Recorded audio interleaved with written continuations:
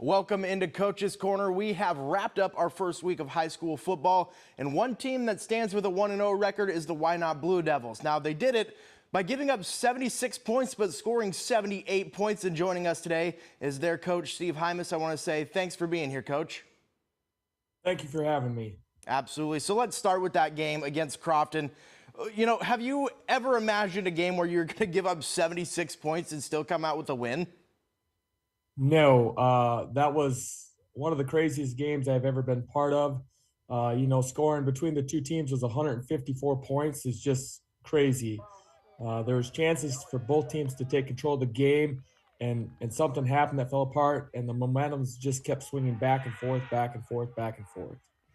Like I mentioned, you know, you gave up a lot of points, but you scored 2 more points, which ends up giving you guys the win. Talk about what allowed your offense to be so successful in the 4 overtime game.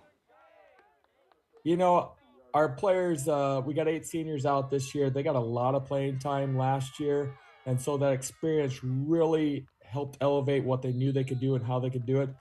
The other thing is our quarterback really made leaps and bounds as far as moving in the pocket, adjusting, and our wide receivers have really developed into understanding the concepts of the game, coming back to the quarterback. So that aspect and our experience and knowledge there on that side of the ball has helped us tremendously. Talk about a little bit of the mindset of this team after starting 1-0 in a very unique and odd way. You know, is there a sense of confidence boost that you can feel within the locker room, or was this kind of just an expectation and nothing's changed? There's definitely a confidence boost because I think going into the season, we knew we could be good. We just didn't know where we'd fit into how good we could be. Crofton's a very good team, class above us. So going out and beating them is great, and that just gives us confidence that we can go out and probably play against anybody in the state. We're going to put up points. At the same point in time, there's no game we're out of.